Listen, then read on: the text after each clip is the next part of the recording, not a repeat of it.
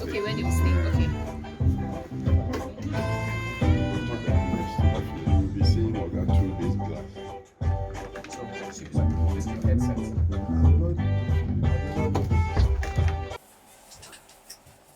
All right, good morning. Welcome to the program Dialogue on 92.7 KUFM City. My name is Charles Opero. I am God's Lovalanda. Good morning. Okay, today is a Friday. It's the 11th day in the month of December 2020. And of course, usually it's a wrap-up edition or the recap edition, right, of the program Dialogue. But we're not different. We'll definitely do justice to that. But before that, let's check out one or two messages that you have sent us here. And okay, all right, we'll progress with that. Yesterday, we had an activity here in the State Police Command, and in fact, the issue of security in the country in the aftermath of the NSAS protest has been a source of national conversation. Edo State is not. Edo State is not immune from any of these issues. Joining us this morning to do justice to this particular conversation is the number one crime fighter we have in Edo State, the Commissioner of Police himself, CP Johnson Kokumo. Good morning, sir. You're welcome to the program. Good morning. Thank you for bringing me on board. All right, thank you very much. CP, let's get started on the conversation. Right? You're not a new face in the Edo States generally. I mean, this is your second coming here. How would you rate Edo State generally? Your activities here, your time here, your experience here, and the people of Edo State generally in your line of business. The people of Edo State are good, very good people. True Nigerians, really true Nigerians.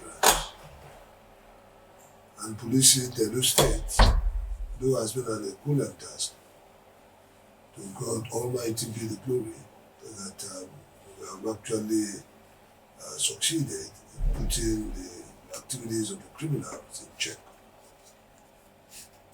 I mean, if you compare it with your past experiences in other states, is there anything unique or peculiar to this particular state? Crime is prevalent everywhere. Crime does not know a specific boundary.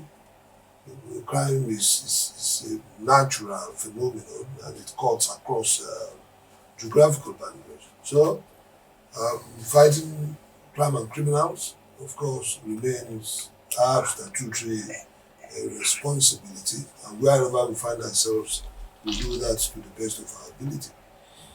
What you may begin to look at, if you are talking about peculiarity of Edo State in crime fighting, is crime distribution. What are the prevalent crimes in Edo State? These, of course, are things we may begin to, because what may be prevalent in Edo State may not be the same in some other states. So, okay, all right, CP, thank you very much. That is CP Babatunde Kokumo, MNI. Moving on, the NSAS protests have come and have abated, but we continue to feel the impact of that particular activity.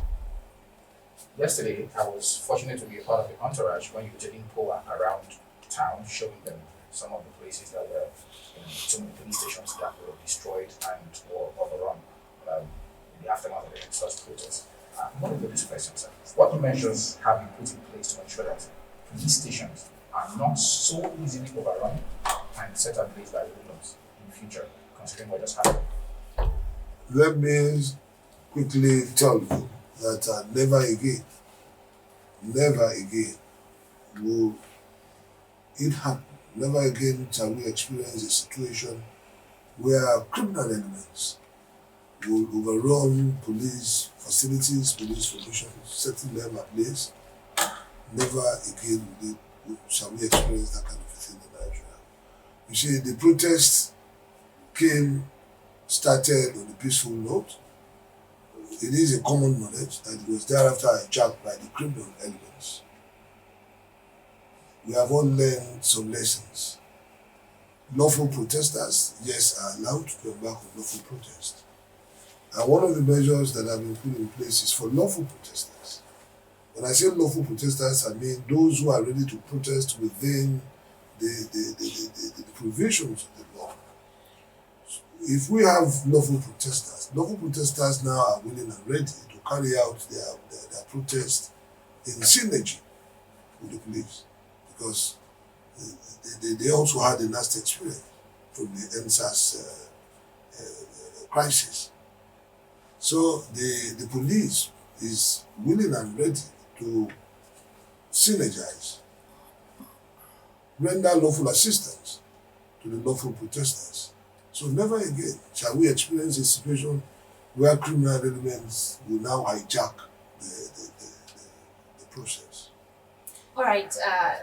Yuletide season is around the corner. Celebration is around the corner, and at this point, we are going to be experiencing a high human and vegetarian movement in the states. So, would security be guaranteed before, during, and after the Yuletide? This, of course, is our statutory responsibility that we will not run away from. That is what we know doing best, and will continue to do that, providing security at all times. And particularly this Yuletide, we will not fail the good people of Edo State in ensuring that before, during, and after, they enjoy this current season in peace. In synergy, I mean, the police cannot do everything on their own. We have other security agencies that also help to maintain one another. We have the civil defense, we have the road safety, to mention but a few. The question, or maybe the question, if you like, of interagency rivalry between multiple security agencies has been there. I don't know how you are going to tackle this to ensure safety of lives and property this Yuletide season. I want to say loud and clear, that there's nothing like interagency rivalry in Edo State, as far as Edo State is concerned. No interagency rivalry. The government has put in place a structure that does not encourage interagency rivalry. And I'm the Commissioner of Police for the state. I remain the chairman of the heads of security agencies, providing security for lives and property in Edo State. We don't have such rivalry. If there is anything that will require the attention, if there is anything that will require the synergy, collaboration, cooperation of the agencies, it's a question of reaching out to other heads of services.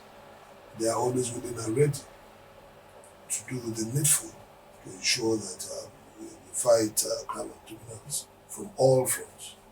So, All right. collaborate efforts. All right. Talking about vehicular movement during this Yuletide season, the Benin-Auchi Expressway is a black spot for kidnappers, and the Yuletide season is around the corner. How will the government guarantee travelers' safety on these other routes, basically linking into Edo State? Let me answer the question as a commissioner of police, and not as government. Okay. The government has actually assisted us. We have received more men from the police force headquarters. The Inspector General of Police, IGP Mohammed Abubakar Adamu, MPN MNI, in his wisdom, has sent in more hands, more police operatives, the PMF personnel, to assist Edo State in dominating the public space to ensure that we keep the activities of criminals at bay. And the route we have just mentioned, you will see that there is increased police visibility on that route. Not only police visibility, if you apply that route, you equally observe military presence. So it is not, policing Edo State is not a one-man show. Policing Edo State is a collaborative effort of the police, the military, this time around the army, the air force, the civil defense, the DSS, the immigrations. We are all in one boat to ensure that we provide adequate security. I want to say in very clear terms that there is increased presence of security personnel on our highways. So you may want to go and observe what I've said personally. And maybe if you have one or two comments, you can reach out to us. In addition, CP, in the past, we've seen one of your predecessors, that was the current AIG Damala, where they had to, I think he did it in Lagos, where they had to clear the bushes on the side of the highway, to for increased visibility for people who are driving, because the feeling is that nefarious activities or people who have nefarious intentions stay in the bushes beside the highway. But are we going to see anything like that from, okay, as the Commissioner of Police, not as the government now, where we see a clearing of the bushes on the side of the road for increased visibility for commuters on these roads? Yes, on our part, we have made a request to government. Ours is to ensure we're on the roads 24 hours to fight against these criminal elements. And we have actually called the attention of the appropriate agency of government to that. And they are working seriously on that to ensure that the bushes along the road are cleared for better visibility. We observed this, no doubt. And we have sent in our request to the appropriate quarters, and attention is being given. All right, moving on away from that, we want you to tell us what is being done to sensitize the public from attacking policemen due to the aftermath of the #EndSARS protest. May I quickly draw your attention to the fact that I would rather prefer to hear you say preventing hoodlums, because when you say members of the public, it gives an impression that the public indiscriminately unleash terror or attack police indiscriminately. But what we experienced in the last EndSARS crisis was hoodlums, criminal elements. Criminal elements were the people that actually attacked the police. As I said before now, never again shall we experience a situation where hoodlums, criminal elements will attack police. As I said, lawful protesters are allowed to embark on protest within the limits of the law. And as I said earlier too, we want to see lawful protest carrying out such protest in synergy and of course collaboration with the police. So how does the criminal element come in? That is why I said never again will criminal elements have the opportunity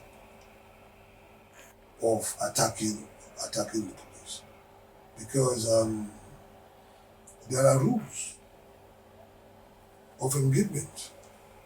There are rules for the conduct of police operatives and police officers. So we do all within the provisions of the law. We continue to remain law-abiding police operatives, police officers. We will do all within the provisions of the law to ensure that we prevent such unlawful and criminal attack on our men and of course on our facilities. As a follow-up, I mean, yes, of course, it's gladdened, I'm sure it gladdens the hearts of Edo residents who are listening to you, guarantee this assurance, or give this assurance rather. But there is something called, how do I call it now? Police-public relationship, the relationship between the police and the policed. There is this, sometimes, mutual suspicion or lack of trust. Some people call it a trust deficit, especially in the aftermath of the EndSARS protest. There was a time when security was not on the streets, and policemen were not on the streets. So much so that the IGP had to actually visit Edo State to psych up the men. Gradually, we are seeing policemen return to the streets, but this relationship between the police and trying to get the trust of the public back on the side of the police, Are we seeing that happen? If yes, we'd like to know how it's happening. I would like to know some of the activities that the Edo State Police Command is taking, or the steps we are taking to make sure we get the public back on board. Even during the crisis, the members of the public still reposed a lot of trust and confidence in the police. I make bold to say it again that the criminal elements were the criminal elements were the ones that were really against the police, and they were the ones that actually attacked police facilities. While police facilities were being attacked, law-abiding citizens were still calling on us, beckoning on us to come and assist them in the protection of their lives and property. Can you begin to imagine what we really experienced? While police facilities were being attacked, law-abiding citizens who were apprehensive of possible attack on their facilities, possible attack on their premises, were still calling on us that the police, who else would they call to do that? So the trust has always been there. It is only the criminal elements that will not want to see the police. Criminal elements and police can never be friends. So the law-abiding citizens will always want us around, and we are always willing and ready to perform our statutory responsibilities to ensure that we protect lives and property. Okay. The governor promised to rebuild the police stations that were destroyed. We saw a couple of them yesterday, and they've been there for a while. I mean, what is the status right now? Has that promise been redeemed? Are we in the process? People who live around those areas where they no longer have a police station because of vandalism or hoodlums or criminal elements, like you call them. What do they expect going forward in terms of rebuilding their police stations and bringing them back? That's what I mean. Yes, the government is, I am very sure the government is doing very well in that direction. A number of engineers and contractors have been sent to site that I know of. And one of the engineers from government had been with us, he was with us. And he's been working in synergy with the police engineer.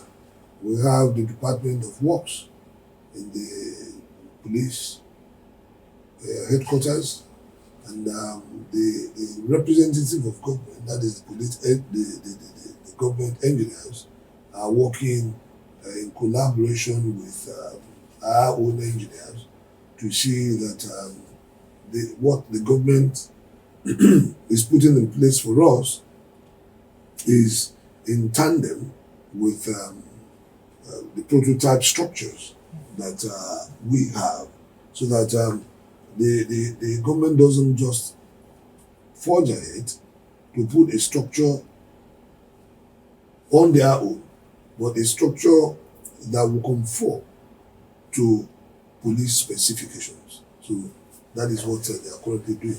And I really need to quickly add that at the Police Division, for instance, where the former station was raised and demolished, the government has been able to provide an alternative structure for us to take off policing. And what is being done now is providing what we will require to function well in the building. But there's already a structure in place. Okay. Tables, chairs, and some other things. Have you occupied it yet? Equipment. Yes, the police will be occupying it soonest. We just want all those things that we will require to function well to be in place. But the structure is there. All right, let's talk about remuneration right now. During the hashtag NSAS protest, if you remember the 5 of 5, one of it is that police service should be reformed and salaries should be increased. Few days ago, there was a report in the news that some policemen protested for unpaid salaries. Now, And also policemen, they've also complained about poor remuneration, and we've seen government announce an upward review of the police pay. Has the salary review been implemented yet? When the salaries are reviewed, it will be in the public space. Okay.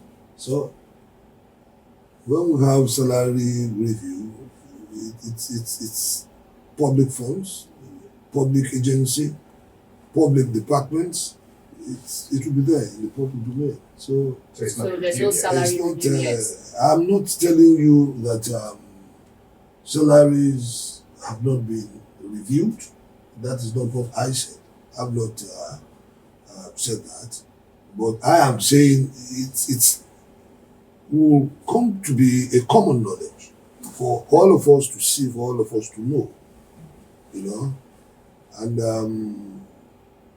at the appropriate time, we'll say things for ourselves. When salaries are increased, decreased, multiplied, jacked up. So let's talk about resources for the police. A month ago or thereabouts, I had an interview with the former IGP, Solomon Arase here, and he made a startling exposure, if I can call it that. He said something about the budget for the police. Now he said the government announces something for the police, and then what the government gives to the police is way less than what they actually announced. And this has caused quite some. When he made that statement, a lot of people were surprised to hear that because we checked the police budget and ran into billions. But I said, no, that is what they announced. And when the time for appropriation comes, the police actually gets way less than a year. He called it, I think the expression he used was an envelope budget, what the police gets, which is less than what was announced. We know that the police needs a lot of resources to function, vehicles, of course, your arms, and many other things, uniforms and so on and so forth. Would you say the police are well, shall I say, funded? I think I use the expression funded to carry out their duties. Funding is the responsibility of government, and whatever that is given at any given point in time, as Oliver Twist, will desire more. Maybe funding will be narrowing it down to just money. There are other things like other resources like Infrastructural vehicles, because sometimes you go to police stations and complain that they don't even have vehicles to operate. And this hampers the ability of the police to function. What ways, what are maybe creative ways or other partnerships, so to speak, would you put in place or would you say is happening already to see the police function optimally despite the challenges you face in terms of resources?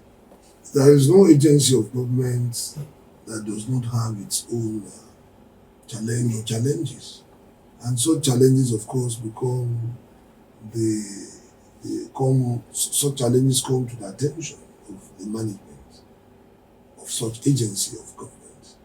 And the police is not an exception of agency of government. If we have our challenge or challenges, it is the responsibility of the management team, headed by the current Inspector General of Police, IGP Mohammed PMMNI. Challenges, of course, are being looked into. All matters relating to the force are being looked into by the police management team. So if you want more information, accurate information about the question you just asked, I want to strongly advise that such question is better addressed to the Inspector General of Police, who is in the best position, of course, to provide accurate answers to this. Okay. Okay, let's move over to your men that those of them that have lost their life in active service, and maybe those of them that have lost body parts, maybe limbs or arms in service. How well are they compensated? We have those who have suffered some form of injuries disabilities, we have the insurance scheme, we have the compensation for the insurance. And those who died in the course of active service, also the dependents who have what we call burial expenses being taken care of by the police, and of course the insurance compensation. And all of them are functioning optimally? They are all functioning. They are all functioning. Okay. All right, let's take a quick break. When we come back, the rest of the conversation with CP Johnson, Babatunde Kokumo, MNI continues.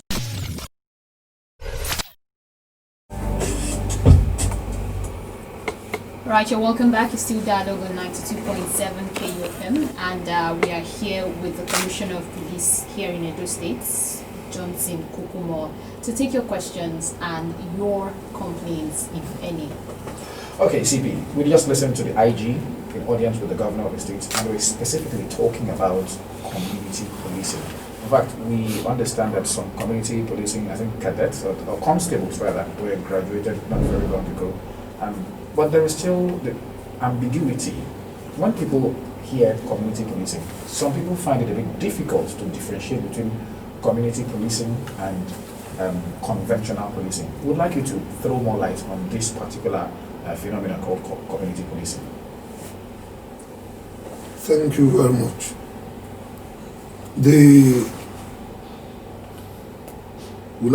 concept of community policing basically refers to the involvement of the community members in policing their environment, in policing their communities. Simply put, that is it. The police force has looked for a way of bringing in community participation. Members of the community spread across various strata now constitute what we refer to as community policing components. You will see that we have in various communities, we have the vigilance men, the various vigilance groups is regarded as an integral part of the community policing concept. So the vigilante is part of community policing? All manners of community activities geared towards policing the environment is part of community policing.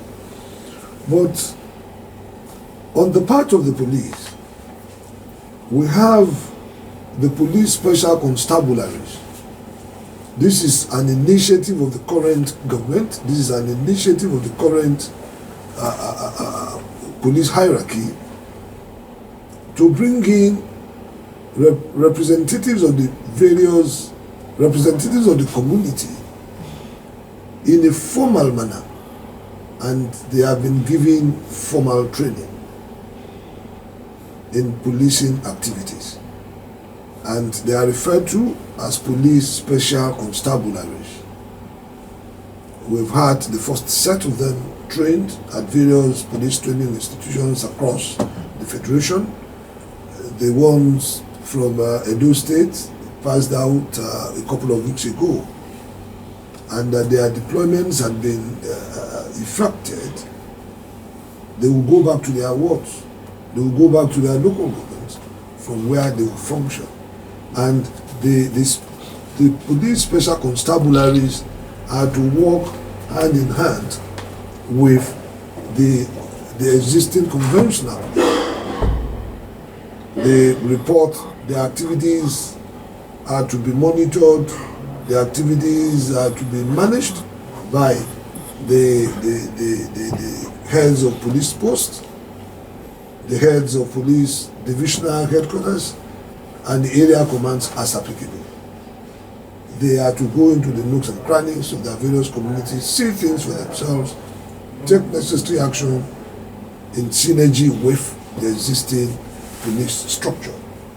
We have the OC of a police post, if it's a village police post, divisional headquarters, the area command at that level.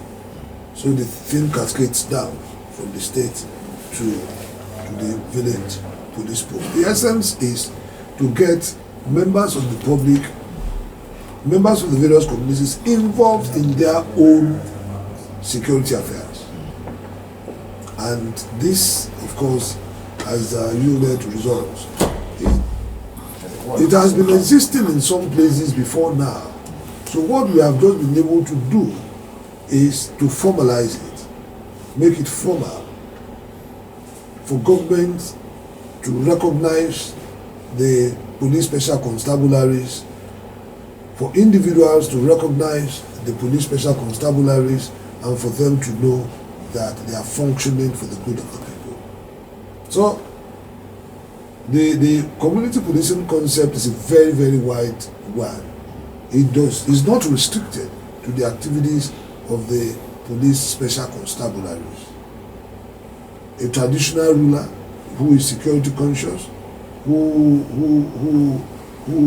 has put in place local contents in the security arena is involved, is taking part in community policing. So simply put, community policing is the involvement of members of the community in policing the environment. Thanks for that clarification. All right, it's time for us to open the phone lines. Before we do that, we've had a lot of, shall I call them, cult wars or cult killing in the upper Sabamba area of Benin City. You know, at the time, videos were surfacing from that particular part of Benin City. It's a part that is, notorious for this kind of activities.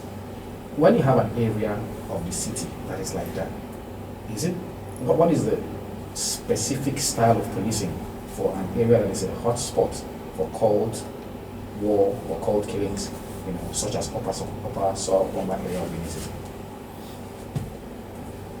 You will agree with me that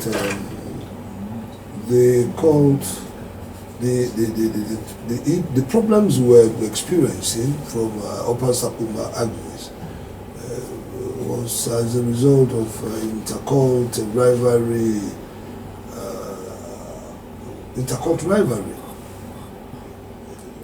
And we have been able to put that in check. I am very, very sure that in the last few weeks, we have not really received reports of such intercult rivalry clashes from that axis. I want to add that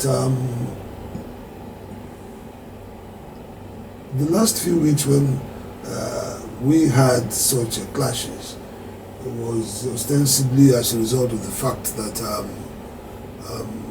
the police facilities there were burnt down. During the NSAS crisis, they were attacked by criminal elements. We had Ubeku division razed down. We had Idoko and one other police post. Sensibio went down. There was one other police post. Dumes. We have Dumes, we have Idoko, we have Ubeku. All these police formations, of course, made it impossible for us to have police presence immediately after the NSAS crisis at Upper Sapuma. Because this, of course, were the operational basis of the police, and they were burnt down. And there were no immediate alternatives from where the police could operate. So the policemen who hitherto then were working from all these facilities had to relocate to the police headquarters. And what we have been able to do now in synergy with other security agencies is to have a joint operation where we established bases along the long stretch and we have men permanently at various nipping points. If you move through the road, Upper Sapuma down, you will see nipping points by the Army, the Air Force, Civil Defense, Immigration, the police. There are some points we have all these agencies mixed, and there are some areas where we have them working independently, but we still work in synergy to ensure that there is peace. So there has not been anything untoward For the past few weeks. Okay. for the past few weeks. All right, now you can call us 0706 263 9275, 0903 939 4427, and 0812 178 9154. Or send a text message. You can make it through the busy lines 0807 400 9076. When you do call, your name, your location, and your submission, whatever you have to ask the Commissioner of Police. All right. Hello. Good morning. Morning to you. It's Mr. Omo. Good morning, sir. Good morning. I've been listening to you. I think I salute your courage for coming to this beautiful station to talk to Edo people. My first question is the issue regarding the welfare and the funding of the divisional police headquarters throughout the state, especially this Pangea state. Sir, how long have you been able to send money to all the divisional police headquarters to buy stationaries for their various commands? And secondly, sir, this issue of the distance between the average Nigerian policeman and the public, the distance is too much. What are you people doing to strengthen the relationship between the public and the Nigerian police? Thank you and good morning, sir. All right. Thank you, Mr. Omar Osifo. Would you like to answer that immediately, or should we continue taking more questions? Let me answer that. All right, go ahead. Thank you so much for your beautiful questions. Mr. Omar Osifo is his name. Omo, Osifo. thank you, Mr. Omo Osifo, for your beautiful question. The welfare and the funding remains the responsibility of the government, and I want to tell you that the police receives its share, and whatever it is allocated to the police has been judiciously spent. So as soon as it is practicable, that we will improve upon. But I want you to get the record straight. I want you to have it straight that whatever it is allocated to the police is always judiciously spent. Second question. The second question has to do with the relationship between the public and the police. We are leaving no stone unturned to ensure that there is a very healthy relationship, very healthy, very robust relationship. We have been able to identify areas where we have experienced some difficulties, where relationship becomes strained, and the police is doing the needful to ensure that we straighten up such areas in order to ensure a seamless relationship. All right. Hello. Good morning. Good morning, Charles. Morning to you. Brother Mike, where are you calling from? I'm calling from Owelu Housing, What? Commissioner, sir. What are you doing as the chief officer of police in the... See, sir, the truth of the matter is that some policemen are still collecting bribe. Look at yesterday in one state, a policeman killed a tricycle because of 100 naira. Please, sir, this bribe, is it their right? Or if it is their right, so that we can begin to do it? Or if it is not their right, let them stop it. And that is the thing that even caused that NSAC, the way some police people are treating the masses. So it is their right to collect bribe on the road. All right, Brother Mike, keep listening to your radio. Thank you very much. Brother Mike From Owelu. from Owelu, let me thank you for your question, and let me say clearly that receiving bribe, collecting bribe, giving bribe is not the right of any citizen. It's not the right of any citizen. Police collecting bribe is illegal. We'll consider it abnormal, and we'll consider it intolerable. We will not tolerate. We'll continue to fight against the corrupt elements. I want to say that the Nigeria Police, as an agency of government, has mechanism for punishing erring policemen. Any policeman that collects bribe, all you need to do is to get us on our lines, is to get the report across to us. It becomes our responsibility to ensure that we subject such erring policeman to departmental trial, and appropriate punishment will be meted out. We don't encourage it, we don't want it, and we do all within our capacity to sanitize the system. If there is any information, please let us know. And may I quickly advise that you also try to discourage some of our friends who also give. Giving and taking remain illegal. Giving and taking remain an offense.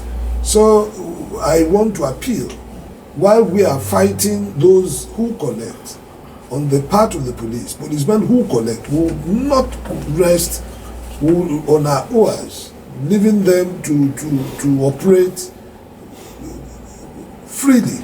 We will continue to effect their arrest, subject them to departmental trial, and punish them appropriately. Also help us to talk to members of the public. As I'm even talking, I'm even seizing this opportunity to appeal to members of the public to desist from giving when such illegal requests are made. All right. Hello? Hello? Hello, good morning. Morning, what's your name? Why? Greeting you. Good morning. Nigeria. All right, Mr. Nigeria, go ahead. Mr. Nigeria. Yes, I want to please beg you. In that road and the villages surrounding, in my life, I was born and brought up in that area. I have never seen the police van patrolling in the interior villages, except something happened that you want you go to police to arrest somebody. So these are this is one of the things that is causing, making all those bandits hide inside the bushes around. Please, I will want you to use your good office to make sure that police patrol vans should always frequent in that area. And your men, please, sir, they should learn how to approach citizens professionally. A policeman can't just see me now. If I go to a policeman to ask questions, he can't just look down on me and be talking to me in the manner that I will not, that is not palatable. So these are one of the things I want you to do for us. We are human and we can work with the police. My question is bail completely free now, sir? Is what completely free? Ask again, please. Okay, bail. Okay, is bail completely free? Okay, we got that question. All right, no problem. All right, see, because we are pressed for time, so Thank you very much. Thank you very much, Mr. Nigeria. You have talked about your area somewhere out your road. So the villages inside. Talking of the villages in the interiors, villages, I want to assure you that we always extend our patrols to such places, and the highways too will continue to protect them. And the criminal elements we are talking about that are right inside the interiors, please, when you see something in the interiors, try to say something. When you see criminal elements, people whose faces are very, very strange, who are not people domiciled in your area, please let us know so that we'll be able to come in there to do the needful. Meaning, we need information from you. Then about the issue of bail, bail remains free. Wherever you go, you are not supposed to pay a dime for free. You are not supposed to pay a dime for bail. And wherever you go to secure the bail of a suspect that is in police custody, and the police is requesting for you to drop some money, please get across to us on our line, and we'll ensure that such is completely discouraged. And the policemen doing that will be appropriately sanctioned. All right. Talking about your line, you've mentioned a couple of numbers to reach out to you. Please, we would love you to call out the numbers for the members of the public to have access to it, so that when they find themselves in such situation, they can quickly call out that number. Okay, so while we wait for the number to come up, let's read this message that came in. It says, "Good morning, Charles and Goslov. I want to thank the Commissioner of Police in Edo State for the work well done. Please, sir, we need a police station in Opa Sopomba. We thank the Army and Co. for being there for us." And this is coming from Wilfred from Opa Sopomba. I think that's been asked and answered already. Okay, the numbers, please. The number you can reach us on, emergency number 080 7777 7 in 4 places 3721. 080-7777-3721. Thank you. On that note, we want to sincerely thank you, the #1 crime fighter in Edo State, CP Johnson Babatunde Kokumo, MNI, for coming on the program. Thank you very much, sir. Thank you for bringing me on board. That's how we end this morning's edition of the program. Dialogue. Keep being a good Nigerian. My name is Charles Otten. I am God's Lord Olang.